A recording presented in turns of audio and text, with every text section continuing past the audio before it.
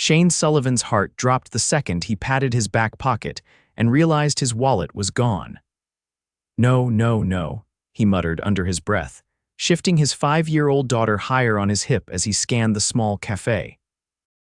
"Vera, did you see where Daddy put his wallet?" She tilted her curly head, chocolate milk mustache still on her upper lip. "You paid, then you put it on the table." He spun around. The table was empty. The cafe was nearly cleared out. The lunch rush was long gone.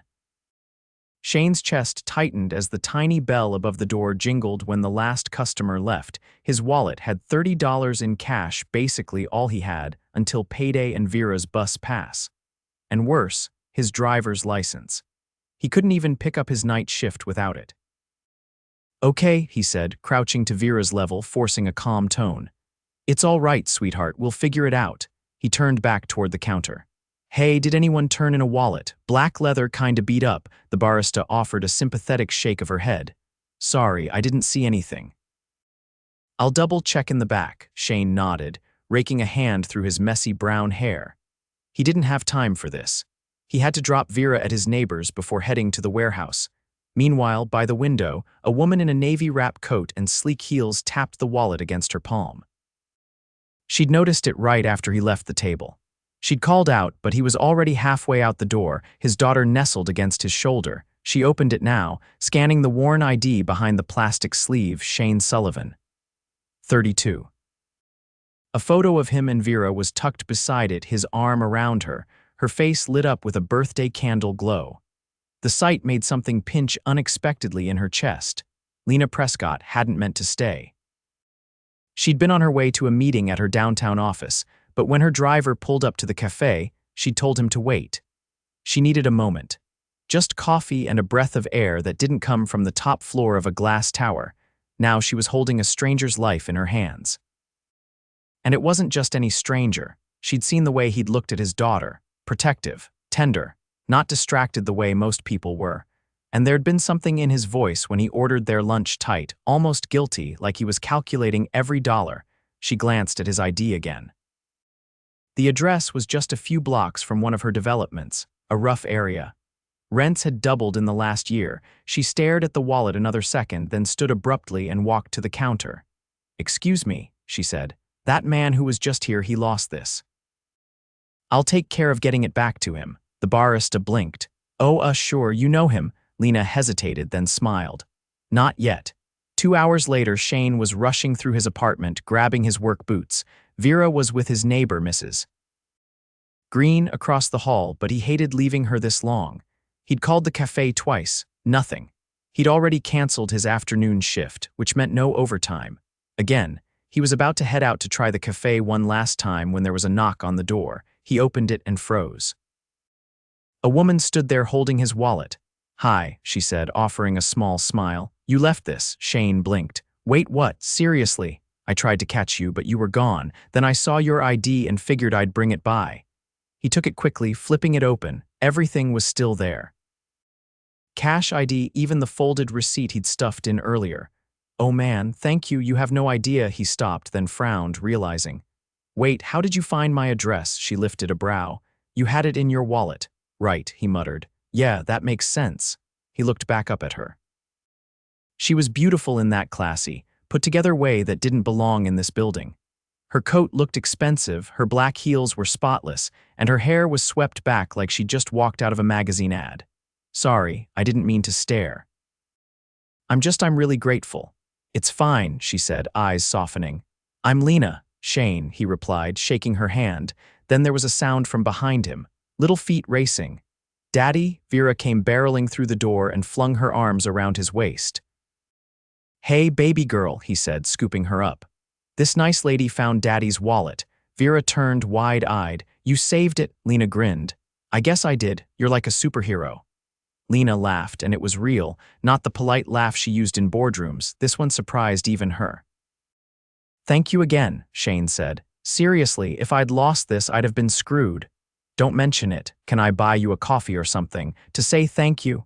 Lena opened her mouth to decline. She didn't do coffee with strangers. Especially not ones who didn't know she ran one of the largest development firms in the city. But then she looked at him again, at the way he shifted Vera with one arm, at the tired lines near his eyes, and something in her chest pulled tight. "Sure," she said simply. They went back to the cafe. Shane insisted on paying, even though he clearly hesitated before pulling out a few crumpled bills. Lena didn't say anything. They sat at a corner table, Vera happily coloring with the crayons the barista had brought over. "So, what do you do?" Shane asked, sipping his coffee. Lena paused. "Real estate," he nodded. "Must be good at it. You've got that rich people confidence." She laughed again. "Is that a compliment?" "Probably not." He smiled and looked away, embarrassed. "Sorry, I'm not good at this." "At what?" "Small talk." "Talking to women like you, like me. Put together, fancy coat. You don't exactly blend into this neighborhood." Lena tilted her head. "And what makes you think I don't want to stand out?" Shane blinked. I guess I never thought about it like that." They were quiet for a moment. Then she said, "You're a good dad." He looked up, surprised. "I saw you earlier with her. You're doing great." He swallowed hard. "I'm trying, it's just me and her." "I figured." Shane leaned back and looked at Lena differently now. "You're not like I expected," he said. "Neither are you." When Lena got into her car an hour later, her driver glanced at her through the mirror. "Everything all right, Miss Prescott?" She didn't answer right away. She was staring at the cafe behind them. "I think I want to come back here tomorrow," she said softly. He nodded. As the car pulled away, Lena didn't notice the leather wallet still sitting beside her on the seat. She'd returned the wrong one. Lena stepped off the elevator onto the 27th floor of Prescott Development's headquarters, pushing through the glass doors of her corner office before her assistant could catch up.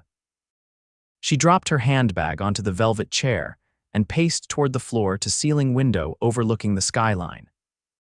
"I rescheduled your meeting with the zoning board, moved your call with the Tokyo office to tomorrow morning, and forwarded the revised contract for the Midtown project to legal," her assistant Kira said, stepping in behind her with a tablet.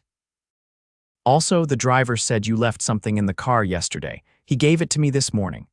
Kira held out a leather wallet. Lena turned slowly. Her expression didn't change, but something flickered in her eyes. "Leave it on the desk," she said. Kira hesitated. "It's not yours, is it?" "No." "Want me to return it?" Lena glanced at the wallet, then gave a slight shake of her head. "I'll handle it." Once she was alone, Lena picked it up and opened it carefully. The second wallet, the one that had been in her coat pocket all along. It was nearly identical to Shane's, same worn leather, same faded stitching on the edge. But inside, it held something else entirely: a food assistance card, a folded schedule for school pickups, a receipt from a discount pharmacy, and a photo, this one of a girl with missing front teeth, dressed as a fairy princess. Lena sank slowly into her chair. She hadn't just returned the wrong wallet, she had Shane's. The one with the photo of him and Vera. The one with his entire life tucked inside. She picked up her phone and buzzed Kira. "Cancel everything until lunch." "But the board," I said. "Everything." That afternoon, Lena left through the parking garage's private exit, wallet in hand. Shane was hunched over the kitchen sink when a knock came at the door. He dried his hands, walked over, and opened it to find Lena again, this time without the heels or the coat. She wore jeans, a soft navy sweater, and a look that was somewhere between sheepish and apologetic. "I need to confess something," she said, holding up the wallet. His eyes narrowed. "Is that yours?" she said quickly. "The real one? I brought back the wrong one yesterday." He stared at her, then took it, flipping it open. His daughter's picture, his license, even the receipt from the school nurse. "I don't understand. How did you?" They were almost identical. "I didn't realize I had yours until this morning." He looked from her to the wallet in his hand, then back to her. "What happened to the other guy's wallet?" "I returned it. Or at least, I gave it to someone who could get it back to him." "I'm sorry." Shane leaned against the doorframe, rubbing the back of his neck. "I guess I should have checked. I just saw a black wallet and assumed." "I would have done the same," she said. He sighed, then stepped aside. "You want to come in?" Vera was at the table, organizing puzzle pieces. She looked up when Lena entered. "You're back," Lena smiled. "I brought something your dad was probably missing."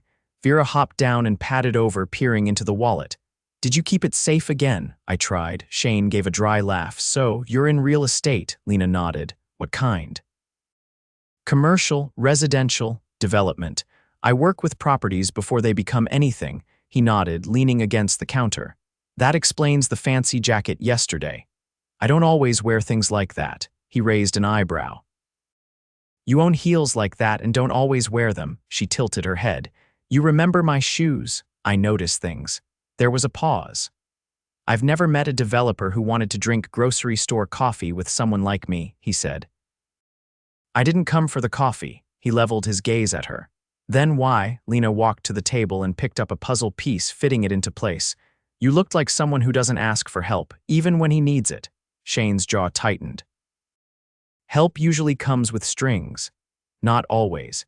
She met his eyes, and for the first time he saw something in her expression that hadn't been there before. Not pity, not guilt. Something gentler, something curious, like she was trying to understand him. He crossed his arms. Let me guess. You grew up in a house with stairs, went to a school with a Latin motto, and had a nanny named something like Margaret. Lena turned fully toward him. My dad died when I was 6. My mom worked double shifts as a nurse. I didn't see a staircase until I was 22 and walked into my first boardroom with a resume printed at the library. That shut him up. Didn't expect that, he admitted. No one does. Vera looked between them, then tugged on Lena's sleeve. Want to help me finish the sky? Lena crouched beside her. I'd love to. Later, as Lena reached the door, Shane followed her out onto the landing. You didn't have to come all the way back. I did actually, he nodded once. Thanks for returning it. She hesitated, then turned to face him. I have a gala Thursday night, she said. It's formal, it's ridiculous, and the food is usually cold, but I need someone to sit at my table who doesn't care about any of that. Shane blinked. You're asking me. You don't have to say yes, he laughed under his breath. I don't exactly own a tux. I'll handle that. He stared at her, a long pause stretching between them, then slowly he said, All right, I'll come, she smiled. As she walked down the hall, Vera peeked out from the apartment. Daddy, she whispered. Is she going to be your girlfriend? Shane blinked down at her, speechless. Inside his pocket, the wallet felt a little heavier. Or maybe it was just everything that had come with it. Shane tugged at the unfamiliar collar, trying not to look like he was choking. The tuxedo fit like it had been sewn onto him, which was probably because it had. A tailor had shown up at his door the day before with measuring tape, a garment bag, and a clipboard. He hadn't even needed to ask who sent him. Now he stood in front of the Prescott Hotel's grand ballroom, staring at the silver and gold double doors like they were the entrance to another world. Sir, said the attendant, who looked no older than 20. You're with Miss Prescott's table. Shane gave a faint nod, suppressing the urge to bolt straight back to the sidewalk and call the whole thing off. He didn't belong here.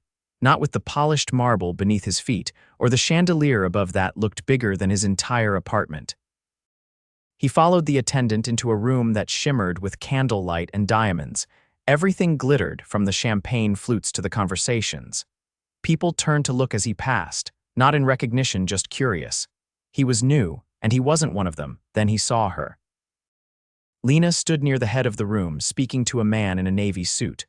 Her gown was black, elegant, and simple, with a neckline that curved just enough to make his throat dry. Her hair was up, her earrings caught the light, and for a second she looked like she belonged on a movie screen. She turned, caught his eye, and her expression shifted, not surprise, not amusement, something quieter, like relief. I was starting to think you'd changed your mind, she said as he approached. I tried, Shane muttered. But your tailor bribed me with cufflinks. She laughed a soft, real laugh and touched his elbow. Come, I want you to meet someone. He followed her through the tables, each one more extravagant than the last. The guests sparkled. Some of them nodded politely at Lena. Others did double takes at Shane like they'd never seen a man wear a tux without cufflinks made of gemstones. She stopped in front of an older woman with a glass of rosé and a sharp, assessing gaze. Aunt Marjorie, Lena said. This is Shane Sullivan. Shane, this is Marjorie Langdon. She's been on our board for 20 years. Shane extended a hand. Ma'am, Marjorie shook it, eyes narrowing slightly. You're not in development. No, ma'am, finance. No, she glanced at Lena, then back. What is it you do, Mr. Sullivan? Warehousing. Nights mostly. Marjorie's lips twitched. Interesting choice of guest, Lena. I thought so, Lena said, her voice even Shane didn't flinch, but he felt like he'd just been weighed and found lacking. As Marjorie drifted away, Lena turned to him. Sorry. She's loyal, but she's also terrifying. She's not wrong, Shane said. I stick out worse than a folding chair in a ballroom. I didn't invite you to blend in. He looked at her, not sure what to say to that. She led him to their table. A server poured wine without being asked. A violinist played something delicate in the corner. Around them, conversation floated like perfume deals, mergers, travel, private equity, second homes. Shane leaned toward her. I think I'm the only person here who took the subway this week. She didn't laugh this time. She just looked at him, steady and unreadable. You know what I like about you, she said. I don't think I want to. You don't need to prove anything. Everyone here is trying to impress everyone else. You're just you, he fidgeted with the edge of his napkin. That's not always a compliment. With me, it is. The host took the stage and began droning about community partnerships. Shane half listened, but most of his attention stayed on Lena. Every movement she made was deliberate, how she tilted her head when someone spoke, how she touched the stem of her glass when she was thinking. When the speeches ended, Lena leaned over. There's a garden terrace upstairs. It's quieter. He followed her up a narrow staircase, past velvet ropes and security. The terrace was empty, lit by strings of golden lights and the soft hum of the city below. A breeze lifted the edge of her gown as she stepped to the railing. Shane stood beside her, hands in his pockets. I feel like I'm on an alien planet, he said. Want to know a secret? Lena's voice was hushed. So do I, he glanced at her. Please, you're the queen of this planet. Maybe, but I didn't build it. I just learned how to survive in it. He tilted his head. That's not what people think. People believe a lot of things about me, that I was born with everything, that I don't make mistakes, that I don't care about anyone but myself. Do you? She turned to face him. Care more than I should. There was a beat of silence. I didn't bring you here so people would talk, she added. Then why? I needed someone who wasn't going to lie to me, or try to charm me, or ask for something. Shane studied her. And I'm just the guy with a kid and a warehouse job. No. You're the guy who looked me in the eye and didn't flinch. He hesitated a moment, then said quietly, You scare me a little. Good, she whispered. You scare me too. The door opened behind them. A man in a tailored suit stepped out, phone in hand. Lena, sorry to interrupt. There's a situation with the Midtown rezoning. You're needed. She nodded, then turned to Shane. Can you wait 10 minutes? I'll be right here. He watched her go, heels clicking softly against the stone. Then he looked out over the city, trying to make sense of what had just happened. He wasn't supposed to be here, but somehow he belonged to this moment. And for the first time in a long time, he didn't want to run. The Midtown rezoning emergency turned out to be nothing more than a paperwork delay. And Lena returned to the terrace to find Shane still standing at the railing, arms folded, his jacket now draped over the back of a nearby chair. The wind had picked up slightly, pressing his white shirt against his frame and sending a few strands of hair across his forehead. I thought you might have disappeared, she said as she stepped back onto the stone tiles. I told you I'd wait, he replied, watching her approach. Didn't seem like the kind of night I should walk away from. Lena stopped beside him, her gaze catching his. I'm glad. They stood in quiet again, the city stretching out beneath them, alive and glittering. But the hush between them was full of something unspoken, something that hadn't needed words until now. You ever think about how strange this is? Shane asked suddenly. She turned toward him. What do you mean, this, us? I was just trying to grab lunch with my daughter. Now I'm here, in a tux I didn't pay for, standing on a rooftop with a woman who owns half the skyline. Lena's lips curved gently. Actually, only about 12 buildings, but I take your point, he exhaled, eyes scanning the view. Do you ever wish you could go back?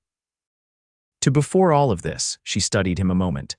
Sometimes I think about the quiet, the way life felt slower. Shane gave a short nod. I miss that, not because things were easier, but at least then I knew where I stood. And now, his jaw shifted. Now I'm not sure what any of this means. Lena stepped closer. Then let's stop pretending we're trying to figure it out like it's a business deal. He looked down at her, uncertainty flickering behind his eyes. You don't have to do this, I know. You've got people in your life who wear tailored suits every day, people who understand what you do. I don't even know how to pronounce half the things on tonight's menu. Lena reached for his hand. That's not what I want. Shane's fingers closed around hers, rough and warm. What do you want, Lena? I want someone who sees me, not the last name, not the titles, just me. Shane was silent for a long beat. Then, you've got that. She stepped in, his hand still in hers. And what about you? He let out a breath, his voice quieter now. I've spent so long trying to hold everything together, for Vera, for myself. I forgot what it felt like to want something that wasn't just survival.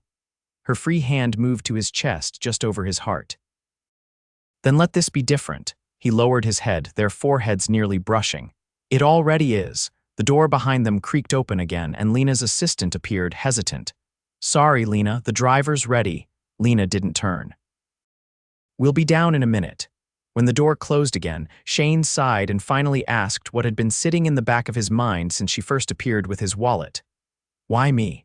This time Lena did smile, but it was smaller, more personal. When I saw you with Vera, I remembered what it felt like to be safe. Not because someone had money or power, but because they looked at you like you mattered. He didn't respond at first, then he reached into his breast pocket and pulled out a folded piece of paper. I found this when I got my wallet back, he said, handing it to her. Lena opened it. It was the receipt from the pharmacy. On the back, in tiny handwriting, Vera had scribbled a list titled Things I Want to Do with Daddy. There were only 3 items: go to the zoo, eat pancakes for dinner. Have a real family again. Lena looked up, her throat tightening. She wrote that the day before I met you, Shane said. I didn't know she'd put it in there. Lena folded the note carefully, her fingers trembling slightly. Then maybe it's time we give her something to add to the list. They left the rooftop together, descending into the glow and noise of the city's elite, but something had shifted. The room no longer felt like a world she had to navigate alone. 3 days later, Shane stood outside his building, adjusting the sleeves of a new shirt one Lena had insisted on buying him, not because of the label, but because, as she said, you deserve to feel like you belong anywhere. Vera burst through the front door, her braid bouncing, cheeks flushed with excitement. Is she here yet? Shane glanced at the corner of the street. A sleek sedan pulled up and the driver stepped out to open the door. Yes, he said, smiling as Lena emerged, wearing jeans and sneakers, her hair down. Vera ran to her, arms flung wide. Are you really coming to the zoo with us? Lena knelt, embracing her. Wouldn't miss it. They drove with the windows down, the wind tangling in their hair, Vera singing along to a song on the radio. At the zoo, Lena bought cotton candy for everyone, and Shane carried Vera on his shoulders as they watched the lions nap in the sun. Later, they sat on a bench near the fountain. Vera dashed off to throw a coin into the water, leaving Lena and Shane alone. She told me last night she made a wish, he said. Lena turned to him. What about? He glanced at Vera, then back.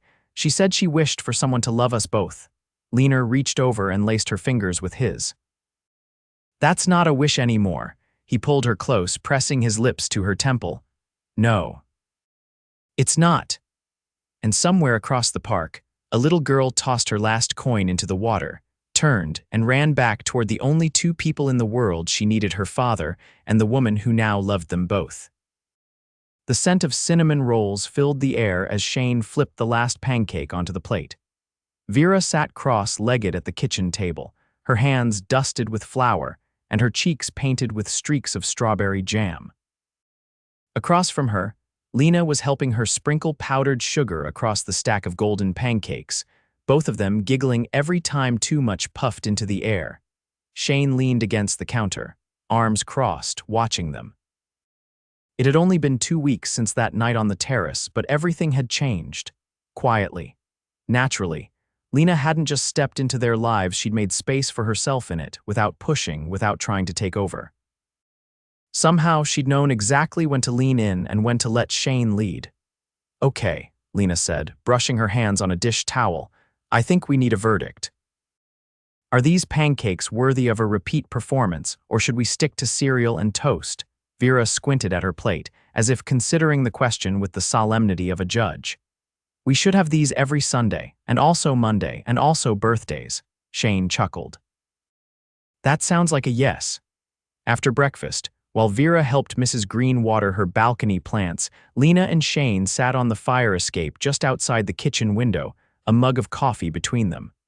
The sun was warm on their faces, the city sounds distant. "I didn't expect this," he said, turning the mug in his hands. "Which part?" "All of it. You, her. This feeling that something finally fits." Lena rested her chin on her knee. "I didn't expect it either. I didn't know how much I needed this kind of quiet, not silence just. The kind that feels like peace instead of pressure." He glanced at her, something new in his eyes. "What happens next?" She looked over at him. "What do you want to happen?" He didn't answer right away. Then he pulled something from his back pocket, a folded brochure, slightly crumpled. He handed it to her. She opened it. It was for a home just outside the city. Modest, a backyard with a tire swing, a small garden, nothing extravagant. "I saw it when I was walking Vera home from school last week," he said. "It's not much, but it's more space, a room for her, a real kitchen. A front porch." She looked up, her voice softer. "You're thinking of moving. I'm thinking of building something real, somewhere she can grow, somewhere you might want to be too." Lena folded the brochure and held it loosely in her lap. "I've lived in penthouses and suites and glass towers for so long I forgot what a porch swing feels like." He reached for her hand. "I don't need towers, just you, us." She didn't speak, just leaned in and kissed him, slow and certain, as if sealing something that didn't need to be spoken.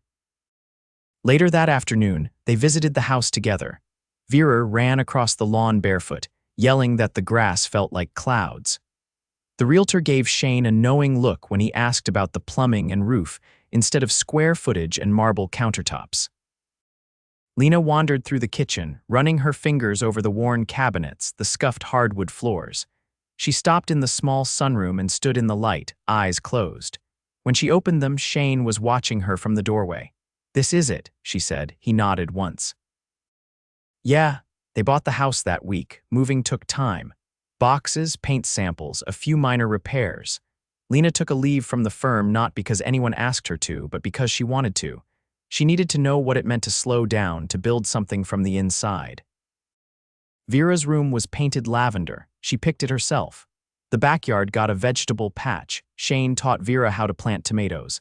Lena taught her how to make fresh lemonade with more sugar than necessary. They hosted their first dinner on the porch 6 weeks after moving in. Mrs. Green came, carrying a casserole and a gift card for a local bookstore. Lena's Aunt Marjorie sent champagne and a note that simply read, "You always did like to surprise me." That night, after Vera had fallen asleep in her new bed, her fairy lights glowing gently around her window, Shane pulled Lena onto the porch swing. The stars were visible, faint but real. He reached into his pocket and pulled out a small velvet box, not flashy, not ornate, just simple and certain. "I don't have a rooftop or a ballroom," he said, "but I have this. I have you. And I have a daughter who already thinks you're the best thing that's ever happened to us." Lena opened the box. A delicate gold ring sat inside, a single diamond tucked beside a smaller emerald, Vera's birthstone. Shane rubbed the back of his neck. "I wanted her to be part of it." Lena looked up at him, eyes shining. "Of course she is." He slid the ring onto her finger, his hands trembling just slightly. "Marry me, be our family." She answered by kissing him, her hands in his hair, her heart in her throat. "Yes," she whispered. 1,000 times yes. The wedding was held under the sycamore tree in their backyard. Vera wore a flower crown and carried a basket of petals. Lena wore a dress with pockets. Shane cried when he saw her. The guests were few, close friends, neighbors. The man from the coffee shop who still gave Shane a free refill every Tuesday. There were no chandeliers, no violinists, just string lights, laughter, and the sound of clinking glasses. Vera stood between them during the vows, holding both their hands. They didn't promise perfection. Just presence, partnership, love that chose them every morning. As the sun set, Shane pulled Lena close on the dance floor, such as it was, a patch of grass marked with fairy lights and laughter. "You know," he murmured in her ear, "I still don't know how we got here." She leaned her head on his shoulder. "We found each other. That's all that matters." And as music drifted into the night, and their daughter twirled barefoot in the grass, the girl who once ruled glass towers and the man who once only knew how to survive finally stood still, no longer waiting for life to change. Because now, it already had. And this time, it was forever.